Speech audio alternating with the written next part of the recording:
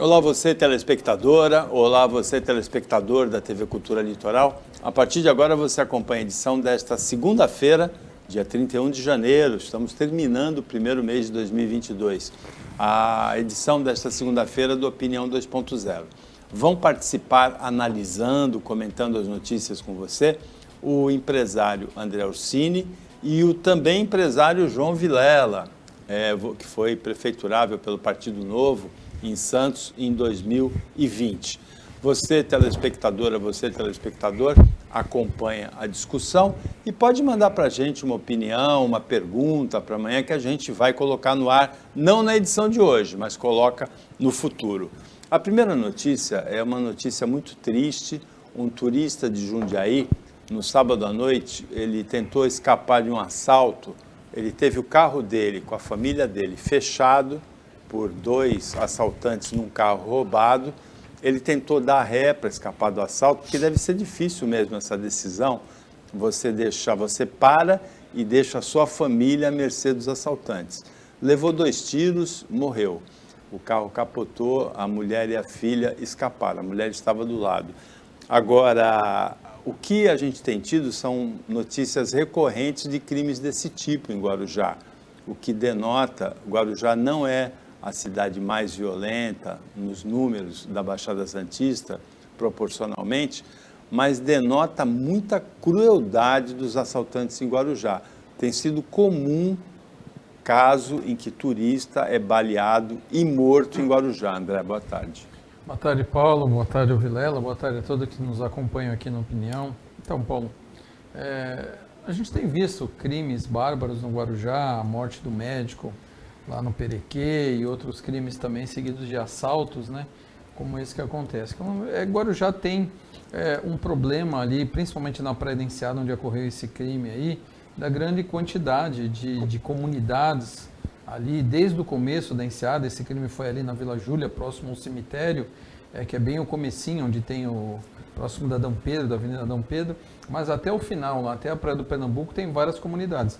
E a gente tem visto o seguinte, Paulo, algo precisa acontecer, não dá mais para a gente ficar trabalhando com estatísticas e números, falando mais um morto, infelizmente, mais uma vida que se vai, mas assim, acho que o serviço de inteligência da Polícia Militar tem que ter uma ação do governo do estado efetiva naquela região, porque só tende a aumentar isso. A gente vê que aquelas comunidades, o tráfico acabou tomando conta, está cada vez mais violento, como você falou, não é uma das cidades que tem um dos maiores índices, mas é a cidade talvez que mais mate, porque os crimes lá são todos seguidos de morte.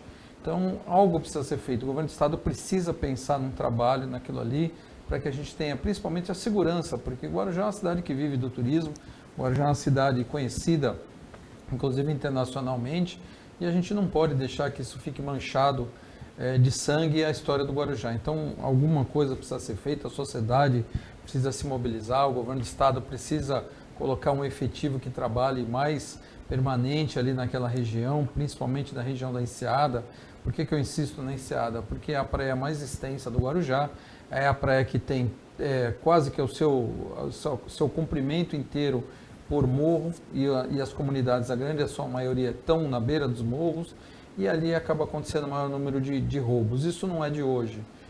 Essa história a gente já comenta há mais de 20 anos, a quantidade de crimes, de assaltos feitos na Praia da Enseada. Então, eu acho que a gente tem que realmente fazer alguma coisa para que a gente não volte a dar notícias como essa, principalmente de um turista, um jovem que veio aí com a família passar o final de semana e infelizmente volta morto para a sua cidade.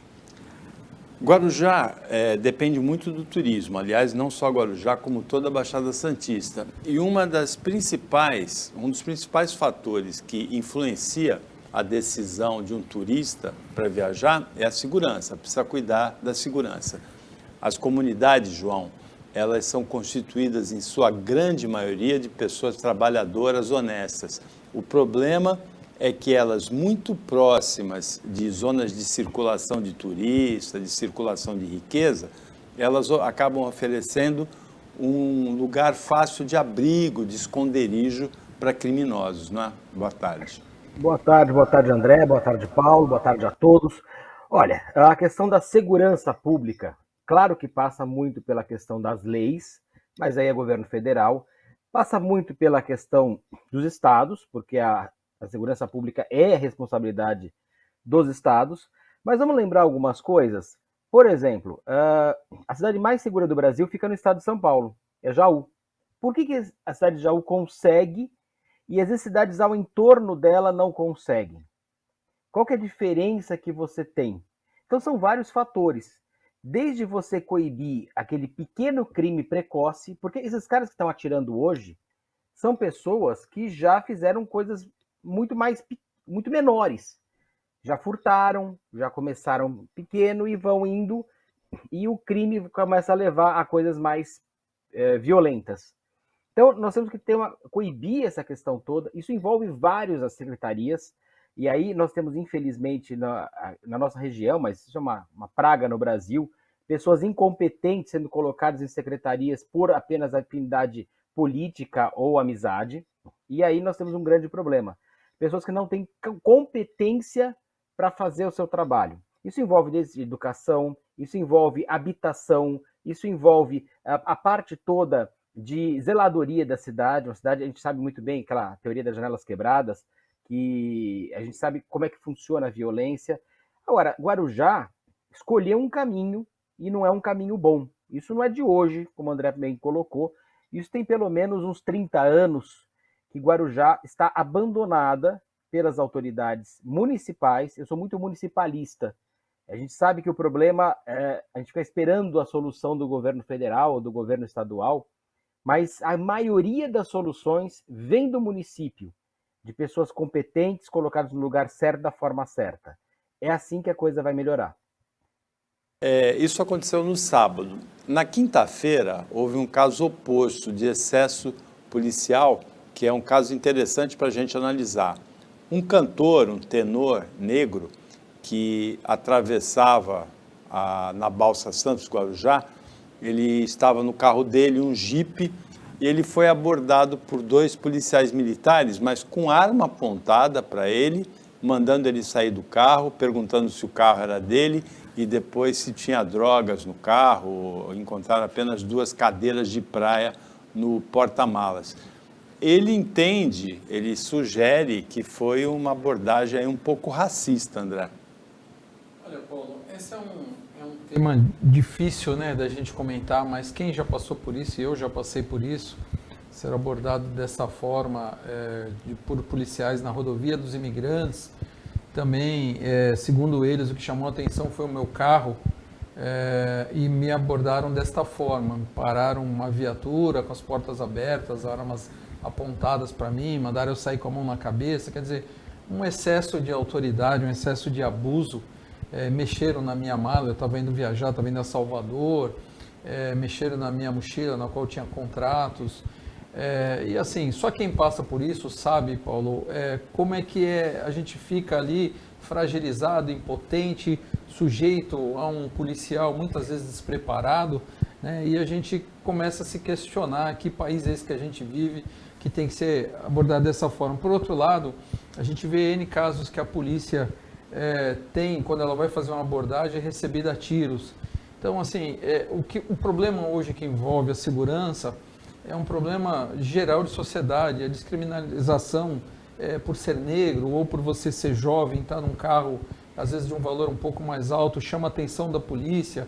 Quer dizer, é todo um problema da sociedade que a gente passa, que a gente sofre. Eu, quando passei por isso, confesso que fiquei uns 2 ou 3 meses bem traumatizados, porque foi de uma violência absurda quando fizeram comigo, e eu fiquei exposto ali na rodovia, vários carros passando devagar, e eu tratado como um marginal. Pensei até em fazer uma denúncia na Corregedoria da Polícia Civil, mas depois fui até, assim, amigos delegados me convenceram a não fazer isso.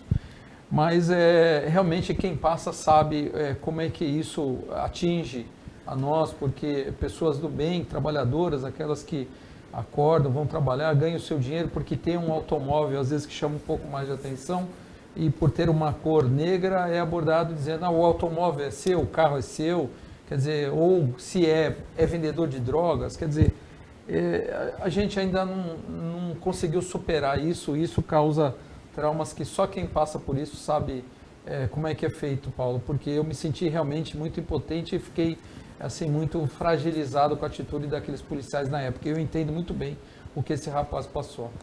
É bom a gente lembrar, João, que a Polícia Militar de São Paulo é a que recebe o treinamento mais longo, mais rigoroso de todo o Brasil. Ela recuperou muito a confiança da população nos últimos 30, 35 anos. Antes disso tinha até aquela música dos Titãs, não é? Polícia, para que polícia? Isso melhorou muito nos últimos 30, 35 anos, mas há casos de violência registrados em vídeo e casos desse tipo, como pode ter sido um caso de racismo, a gente não sabe, que aconteceu na Balsa, não é, João?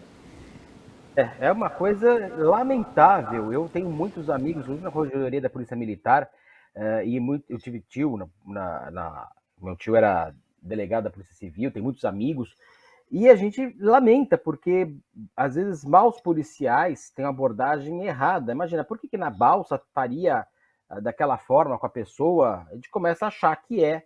E eu já tive problema também, o André falou agora que teve problema, eu também já tive. Eu já fui parado também. E aí, na hora, você fica sem saber o que fazer, né? Fui parado em São Paulo, na Ricardo Jafé.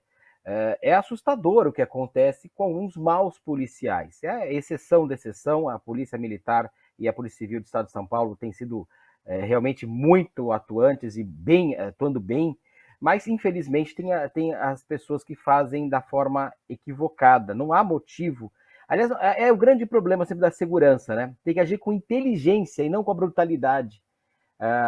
Isso não funciona, nunca funcionou e nunca vai funcionar achando que vai agir com a brutalidade, porque normalmente ele erra, né? Ele não vai acertar o alvo certo dele. E se ele acertar o alvo, vamos supor que ele vá abordar pessoas que são perigosas, porque se você vai abordar dessa forma, é porque a pessoa é perigosa. Ele estaria colocando em risco, dentro da balsa, outros carros, outras pessoas. Então está tudo errado. O formato está todo errado. E nós temos que ter realmente um pouco mais. Claro que a Corregedoria da Polícia Militar é muito eficiente, ela é muito dura, inclusive, mas esses policiais que estão agindo errado têm que ser retreinados, porque alguma coisa muito errada aconteceu. Abordar no meio da balsa, vamos supor que fossem bandidos, vamos esquecer que era um músico, esquece tudo, que fossem bandidos mesmo, que ele tivesse soubessem que ali tem um carro de bandido. O formato é errado, no meio de uma balsa. Se o cara começar a atirar na polícia, começar contra tiroteio, está completamente equivocado. Então não há uma justificativa nesse caso. Agora, nós temos que mudar o nosso sistema do Brasil em relação a essa parte toda de segurança. É o que eu falei para vocês naquele outro caso. Eu sou muito municipalista. Eu acho que as prefeituras têm muito a agregar e ajudar nessa parte de segurança. Tanto é que você encontra cidades que são muito seguras, às vezes ao lado de cidades que estão completamente seguras. Então, nós temos que tomar muito cuidado. E às vezes as cidades imaginam que não estão. Não tem tantos homicídios. Santos, por exemplo, a cidade tem poucos homicídios a cada 100 mil habitantes. Rio de Janeiro tem 30 e poucos homicídios a cada 100 mil habitantes. São Paulo são 12 homicídios a cada 100 mil habitantes. Tem cidades no México, por exemplo, Acapulco, por exemplo, uma cidade famosa no México, a 450 homicídios a cada 100 mil habitantes. Imagina, mais de 12, 15 vezes mais do que do Rio de Janeiro. É assustador. E por causa de tráfego, por causa de brigas, conflitos e tudo mais. Dá para a gente melhorar muito, mas nunca, nunca a segurança é um trabalho que vai depender da polícia. Você vai falar, como assim? A segurança não depende da polícia? Não. Ela é multitarefas. Só a parte corretiva é da polícia. Olha, não teve mais jeito. Mas a preventiva é que é onde a gente consegue resgatar o jovem, a comunidade que está carente. Até, eu estava conversando essa semana com o secretário de Segurança de Santos, o Sérgio Delbel, e a gente estava conversando bastante sobre arquitetura para você evitar a insegurança. A arquitetura tem muito a ver com isso. Aliás, tem vários artigos sobre isso.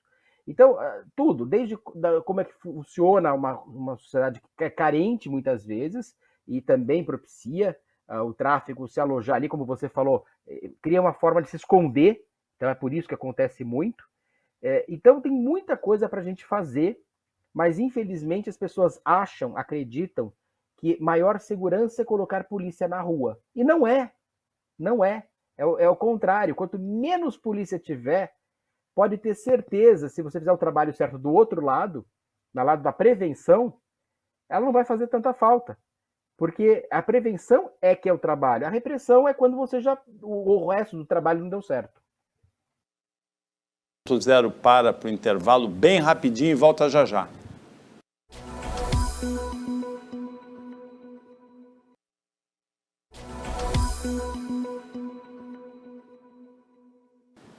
Voltando com a Opinião 2.0, o João Vilela, empresário, o André Orsini, também empresário, analisam as notícias com você. Tem uma notícia triste, que é a da morte da esposa do apresentador esportivo de televisão Léo Batista, João, que aconteceu ela foi encontrada morta na piscina. A Rede Globo, em comunicado, disse que ela teve um infarto e morreu. Ela tinha 84 anos, a Leila Bellinazzo. O Léo Batista é interessante, ele tem 89 anos, ele vai fazer 90 esse ano, ele está na Globo desde 70. Acho que o André não tinha nascido ainda, João. Você já tinha nascido em 70? Não, o Emerson Fittipaldi ainda não era campeão do mundo quando o Léo Batista entrou na Globo. Você vê que coisa, é uma notícia muito chata, né? A pessoa tem um infarto na piscina, mas infelizmente pode acontecer a qualquer um de nós, né? É algo que a gente não consegue prever. Agora, ele tem uma carreira na Globo que é invejável, porque acho que não conheço mais ninguém que tenha tanto tempo de carreira na Globo. Porque até os medalhões da Globo acho que já saíram de lá, né? O Tarcísio Meira, a Glória Menezes. Agora, a morte dela não foi por afogamento. Ela teve um infarto e, por acaso, estava na piscina. Até pode ter morrido afogada, se o infarto não foi fatal, pode ter sido por afogamento. Agora, morte em águas correntes, rio e mar, e também piscina, está entre as 4 principais causas mortes no Brasil, principalmente de crianças pequenas, mas também de idosos. Paulo, assim, eu acredito, até pela idade dela, assim, quando você tem um infarto, ele não é fulminante. Porque depois dos 60, 65 anos, você começa a desenvolver aquelas veias colaterais que dificultam infarto fulminante, né? A pessoa começa a envelhecer. Tem obstrução, mas o sangue é bombeado pelas... Acredito que ela deva ter sentido um mal súbito, teve um infarto e a consequência foi o afogamento, até por talvez não conseguir sair de dentro da piscina. É uma perda, ele é casado com ela desde 1962, deixou 2 filhas, né? Mas como você bem citou, muitos anos de Rede Globo, né? A gente passou aí a juventude. Eu nasci em 68, então, portanto, quando ele começou a trabalhar na Globo, eu já tinha 2 anos de idade. Mas, assim, uma perda irreparável, a gente lamenta aí, dá os nossos sentimentos à família, mas é um caso que entra aí para a estatística, infelizmente. Eu acho que o Léo Batista faz parte da vida de gerações e gerações de brasileiros que acompanharam esportes. Ele era daquela época da loteria esportiva que tinha zebrinha no Fantástico. Da zebrinha no Fantástico, exatamente. Léo Batista, uma referência aí no jornalismo esportivo, 89 anos e na ativa. Agora, André, na sexta-feira a gente comentou aquela notícia de que a Damares Alves, a ministra da Mulher, da Família e dos Direitos Humanos, ela disponibilizou o Disque 100, que é para denúncias de violações de direitos humanos, para quem se sentisse discriminado por não ser vacinado. Então, sentiu tipo, lógico que não foi no Brasil, mas o Novak Djokovic não entrou na Austrália, liga para o Disque 100, estão me discriminando aqui, né? O Ronaldo Serápicos, que é comentarista aqui, ele falou, talvez um juiz, um desembargador do Tribunal de Justiça de São Paulo vá ligar para reclamar, né? Porque o TJ de São Paulo vai processar o judiciário. Você definiu esse Disque 100 na sexta-feira como um disque desabafo, porque não vai adiantar nada, né? Você ligar para dizer que foi discriminado por não ter vacina. Mas o deputado Fábio Tradi, do PSD de Minas Gerais, ele pegou mais pesado que você. Ele falou que ele sugeriu a criação de um Disque Idiotices, que seria, a Damares seria a primeira a ser denunciada no Disque Idiotices. Ô, Paulo, eu citei até como disse que desabafo pelo seguinte, eu acho que principalmente quando a gente está no governo, e eu já fui governo, já trabalhei em governo, eu acho que a gente quando cria algo que gera custo para o governo tem que ter um objetivo, a gente não pode criar um disque denúncia de algo que não vai ter na prática funcionalidade. O meu ponto de vista é que a pessoa vai se sentir descriminalizada na cidade, qualquer cidade da Baixada Santista, ela vai fazer essa denúncia e a partir dessa denúncia ocorre o quê? Vai gerar um processo de discriminação. O Ronaldo citou o caso do judiciário, que hoje é obrigatório para entrar no fórum apresentar a carteira, vai o desembargador não quer, e ele vai processar, o próprio desembargador vai processar o judiciário porque ele está se sentindo discriminado. Então, eu acho que é a falta de objetividade que leva, primeiro, a gasto de dinheiro público e, segundo, sem sentido algum, né? E a gente até teve um comentário de uma das pessoas que participou do programa dizendo, mas teve a denúncia de um caso de uma pessoa que deveria ser operada, não foi, poderia usar o canal de denúncia. Aí não é o canal correto. O canal correto, nesse caso, da pessoa ter um atendimento hospitalar e não ter o atendimento adequado, é a própria ouvidoria do hospital, não é o disque denúncia para poder você falar de discriminação de você ter sido vacinado ou não. Então, o que eu acho é que isso vai gerar um custo aos cofres públicos que não vai ter uma objetividade final nenhuma. Eu simplesmente lamento uma atitude como essa, porque isso poderia ser gasto de uma outra forma, de uma forma mais objetiva, de que é a conscientização da população da importância da vacina, da importância que a gente está conseguindo controlar o Covid através dessa nova variante aí, porque as pessoas estão vacinadas. Então eu acho que gastar dinheiro público em coisa que não tem fundamento, objetividade, é jogar dinheiro fora. A gente não está para isso. Acho que a gente tem que gerar fatos que gerem coisa de conscientização e importância para a população. Agora, nesse caso do paciente que não recebeu o transplante de coração, a decisão é médica, aconteceu em Boston, porque o problema que ele tem, congênito, a falha cardíaca que ele tem, permite que o pulmão seja invadido por sangue líquido. E os médicos entenderam que se ele não fosse vacinado contra a Covid, a possibilidade de sucesso do transplante era menor. Então, exigiram a vacina, ele não se vacinou e não teve o transplante. Aconteceu nos Estados Unidos, em Boston. André que já falou, João, diz que idiotices para a ministra, João? Olha, são coisas tão inúteis, para dizer o mínimo, que não tem sentido. Vamos lá, se você pegar na legislação, esquece que está tendo pandemia agora de Covid, que tem essa briga em relação à vacina ou não. A lei obriga você a vacinar em determinados casos. Você pegar no ECA, o Estatuto da Criança e do Adolescente, os pais têm que vacinar conforme preconiza a tabela de vacinação, sobre risco de perder até a guarda dos filhos. A coisa mais grave é até perder a guarda dos filhos. Então tem coisas, a gente não fica discutindo. A primeira vez que eu fui para o Pará, por exemplo, eu tinha 17 anos, tomava a vacina da febre amarela. Ué, não é uma opção. Eu tenho que tomar, então eu não vou. E assim é. Se você for para o exterior também, dependendo do país, você também tem que tomar determinadas vacinas para você poder entrar no país, senão você não entra. Então, são coisas que não tem o menor sentido. Vejam, a gente está numa situação complicadíssima no mundo.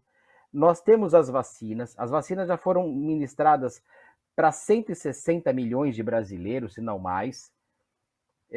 Não tem sentido a gente agir contra algo que tem ajudado muito.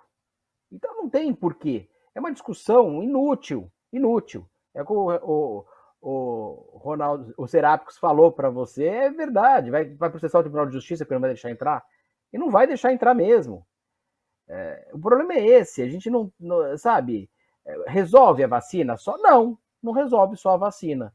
Mas ajuda muito.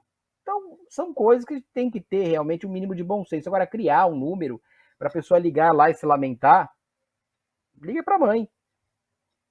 Tem sentido. Bom, tem pelo menos um caso de vacina que funcionou. É o do Rafael Nadal, tenista espanhol. O Nadal, o Roger Federer, o suíço, e o sérvio Novak Djokovic, os três tinham 20 títulos de Grand Slam. O Federer não participou do Aberto da Austrália por lesão. O Novak Djokovic, tenho até um pouco de dificuldade para pronunciar, porque tem a piada, Novak Djokovic, né? Ele não participou porque não se vacinou, e o Nadal, que se vacinou, teve uma vitória épica, histórica ontem, de virada, em relação ao tenista número 2 do mundo, que seria o número 1 se ganhasse ontem, acima dele no ranking, abriu 2-0, 10 anos mais novo que ele, o Daniil Medvedev, russo. O Nadal virou o jogo, ganhou de 3-2, e é uma vitória histórica. Ele é o primeiro tenista a chegar na marca de 21 títulos de Grand Slam, recordista, passa a ser, nesse momento, o maior tenista de todos os tempos. O Novak perdeu essa, Novak Djokovic perdeu essa oportunidade, né, André? Perdeu a oportunidade de se mostrar com um cidadão que é exemplo para o mundo, né, e deve manter aí a sua boa conduta, né, mas é um jogo de superação, né, ele perdeu os 2 primeiros sets, numa reação, venceu os 3 seguintes, quer dizer, para quem assistiu, eu não tive a oportunidade de assistir, mas meu filho, amante do tênis, chegou de viagem comentando sobre isso, que foi um jogo espetacular, de superação mesmo.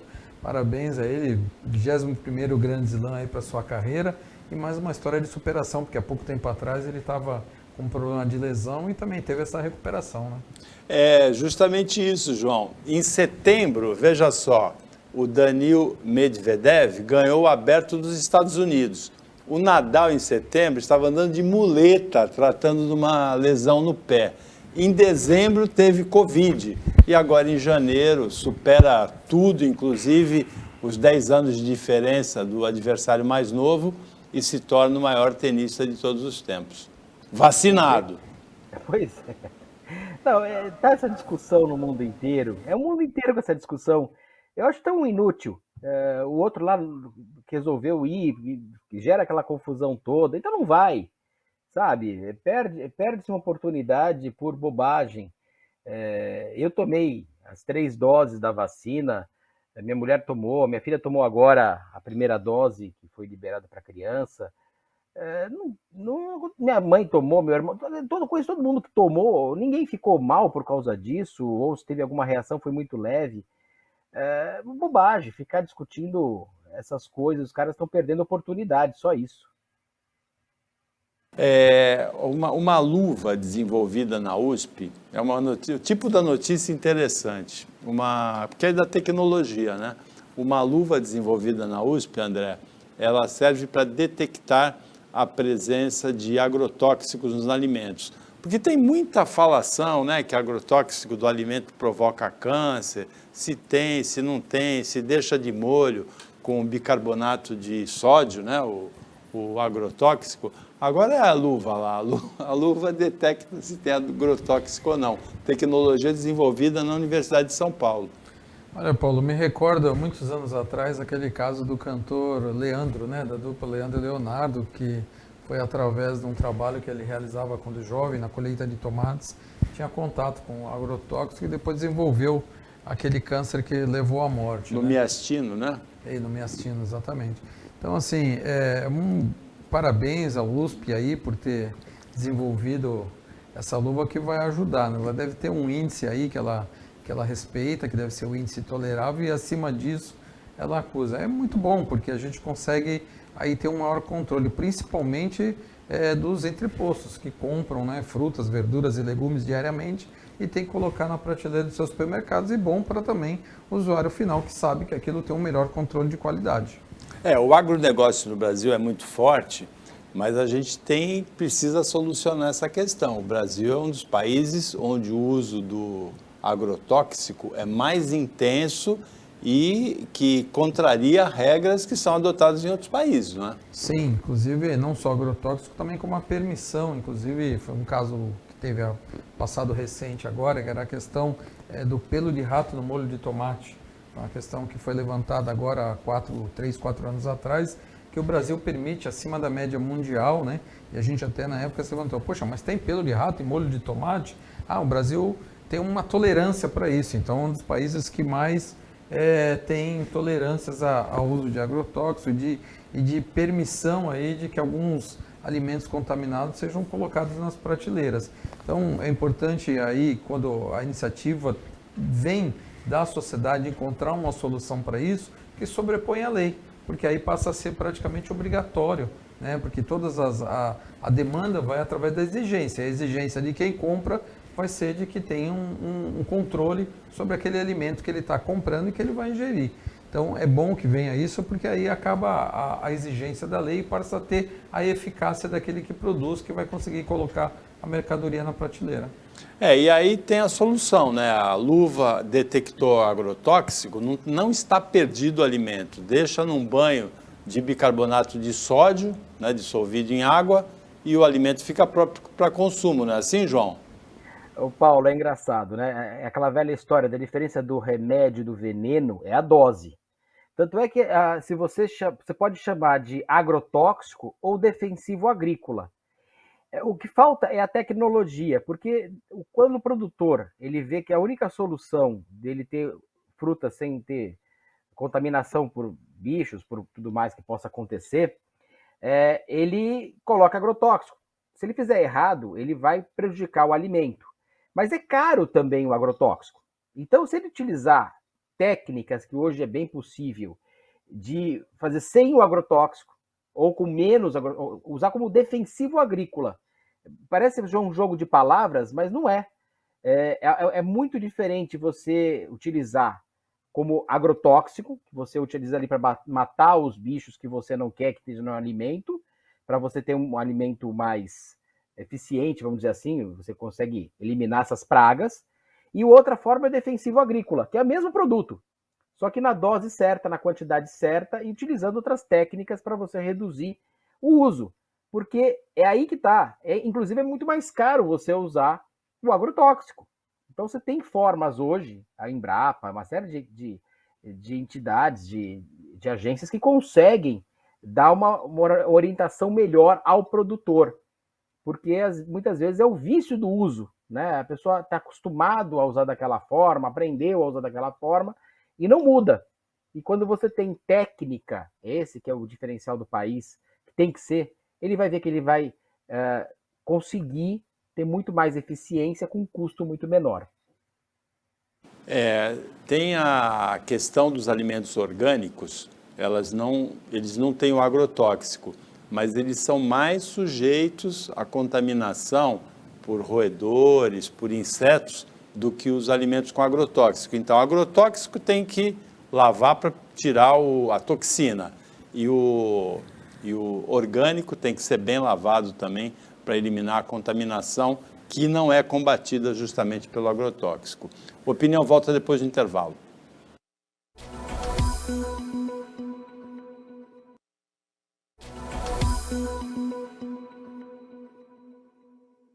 Voltando com a Opinião 2.0, agora é o último bloco. O André Orsini, empresário, João Vilela, também empresário, analisam as notícias com você, telespectadora, com você, telespectador. O presidente Jair Bolsonaro não foi no Supremo Tribunal Federal depor no inquérito que apura vazamento por ele de informações sigilosas do inquérito da Polícia Federal mesmo sobre o ataque hacker ao Supremo Tribunal Federal em 2018. Tudo vaza no Brasil e o Bolsonaro vazou essas informações, mas vazou até a data que o Bolsonaro ia depor também. A Advocacia Geral da União argumentou que o Supremo derrubou aquele artigo da 260 do Código de Processo Penal que permitia a condução coercitiva, um argumento assim meio fora de hora, meio fora de lugar. Agora, a delegada Denise Ribeiro, que pega no pé do Bolsonaro, ela pega no pé do Bolsonaro. Ela falou, está claro que o Bolsonaro atuou conscientemente, deliberadamente, no crime de quebra de sigilo funcional. Olha, Paulo, eu vejo assim, um excesso, né, de exigência, porque o presidente pode depor mandando as perguntas para ele por escrito, respondendo. Eu assim, entendo que não havia necessidade. Há precedentes, né? Há precedentes. Outros presidentes já fizeram isso na história recente do país. Michel Temer, quando ocupava o cargo de presidente, respondeu a alguns desta forma. Então, acho que não precisaria ser diferente, não precisaria chegar ao extremo de querer marcar dia e hora para o presidente da República comparecer à sede da Polícia Federal. Então, eu achei que foi um tanto quanto exagerado do Supremo Tribunal Federal, especificamente do ministro Alexandre de Moraes, querer que o presidente colocasse dia e hora para isso.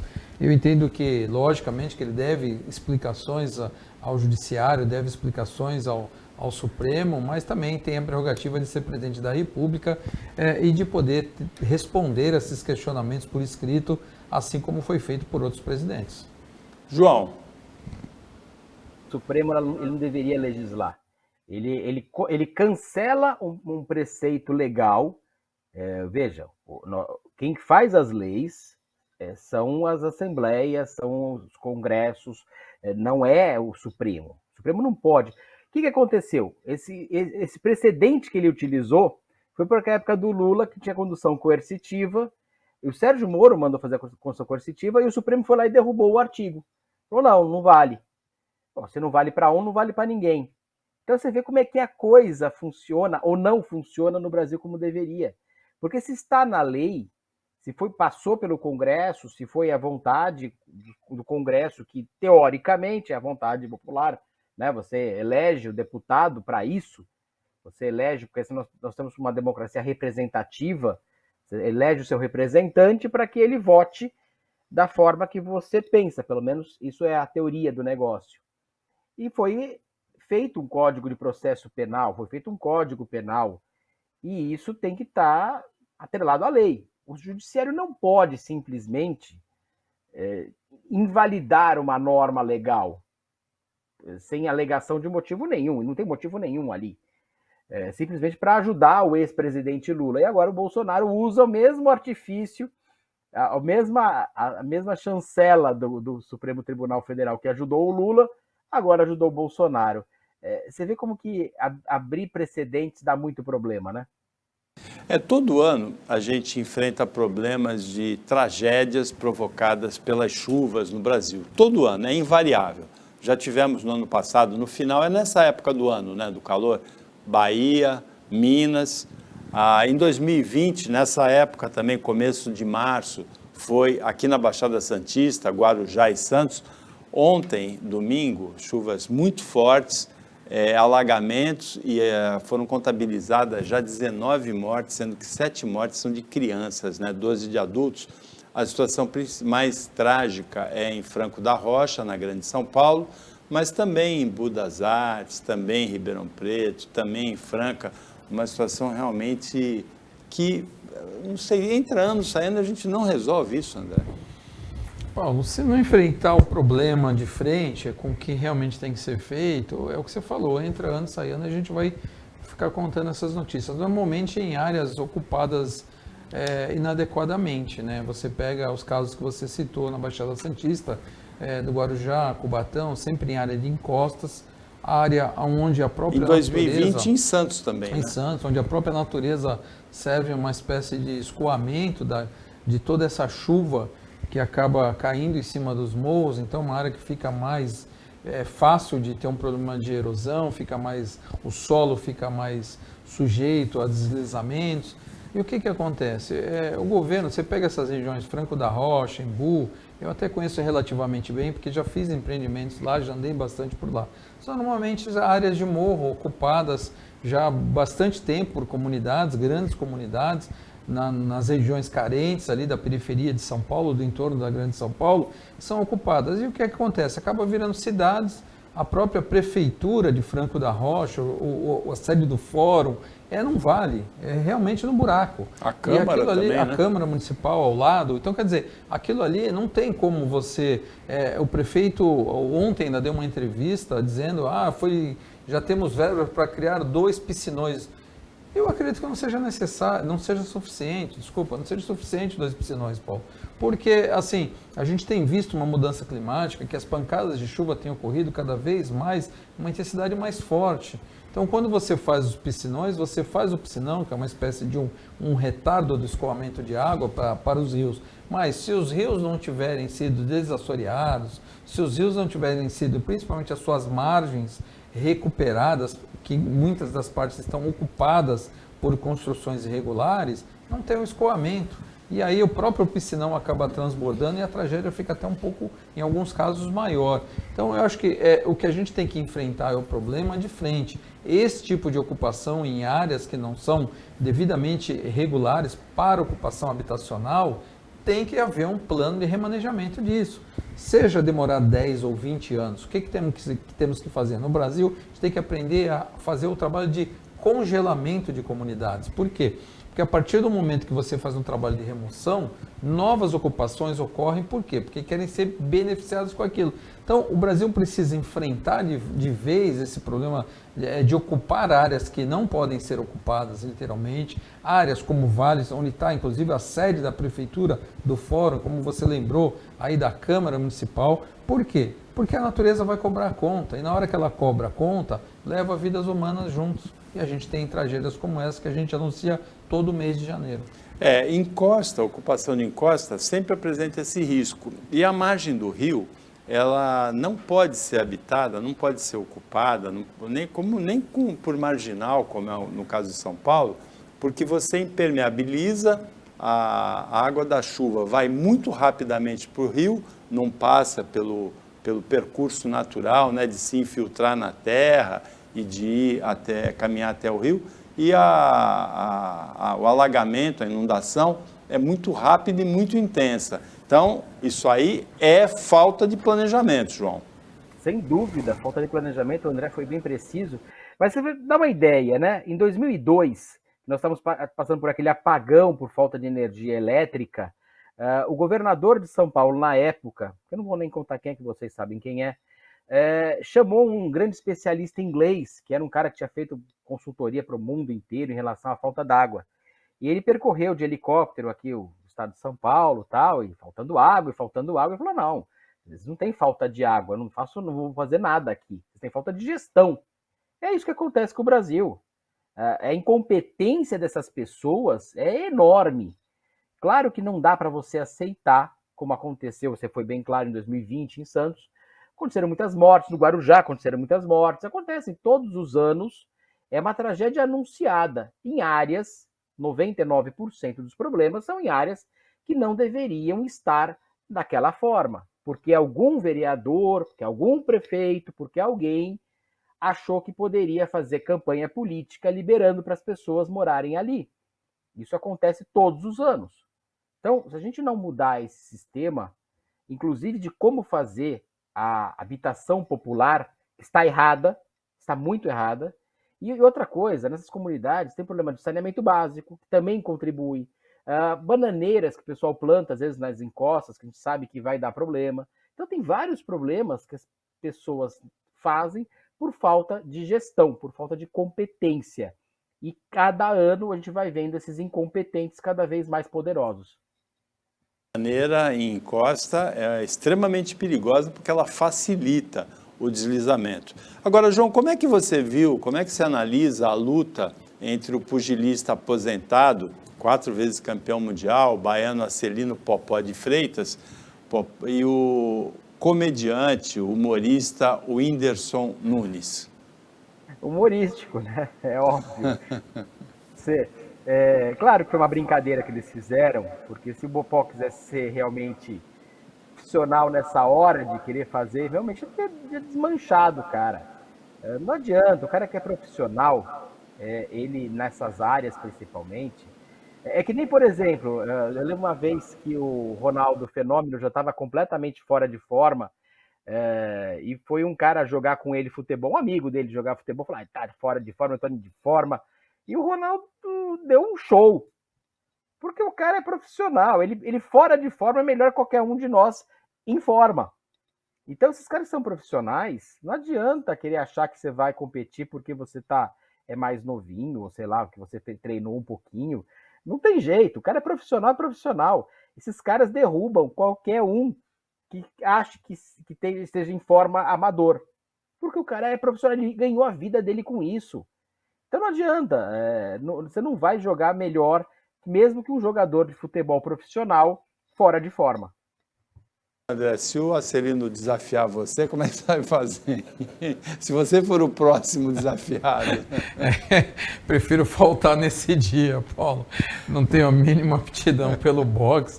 Isso para mim, foi uma grande jogada de marketing do Whindersson Nunes, que é um grande profissional, tem mais de 100 milhões de seguidores nas redes sociais e criou um fato novo, embora ele está treinando, né, desde que ele veio daquela quadro de depressão, ele entrou firme para treinar boxe, mas não dá para se comparar a um profissional que fez disso a sua vida, né?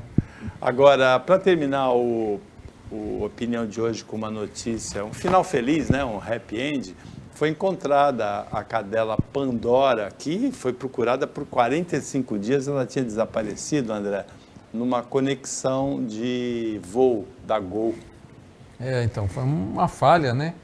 Dentro do aeroporto aí, tem algumas imagens da cadelinha caminhando para um lado e para o outro, aí acabou fugindo, mas graças a Deus tivemos um final feliz aí, até porque a própria comunidade, né, se mobilizou para encontrar a cadela e tivemos esse final feliz, mas uma falha aí da companhia, do meu ponto de vista até uma falha do aeroporto, né, com relação a isso, tem que ter uma área específica para carga viva ali, para ser guardado com os seus devidos cuidados, né, que exige, né, o momento exige, até porque o animal está sobre um estresse ali, uma pressão de um ambiente diferente, um movimento diferente, então ele está sujeito a ter uma reação ali que não é normal.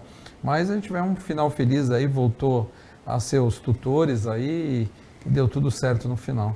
Final feliz, João. Não, aí você vê, né? Como os aeroportos são mal administrados. O cachorro sai, foge da caixa e nem a empresa que é responsável, nem o aeroporto conseguem localizar o cachorro, apesar de ter filmagem, ter foto, ter um monte de coisa. É completamente frágil o sistema de administração dos aeroportos no Brasil.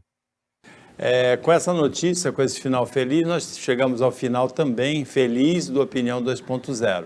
Agradecemos ao André Ursini, ao João Vilela pelas análises, comentários. Agradecemos o trabalho da equipe técnica e de jornalismo esperta daqui do Sistema Costa Norte e agradecemos a você que acompanhou a gente mais essa edição. Até amanhã, nesse mesmo horário, de 15 para as 2 da tarde ou de meia-noite, hoje um pouco mais tarde por causa do Roda Viva, na reapresentação, e uma ótima semana para você que você merece.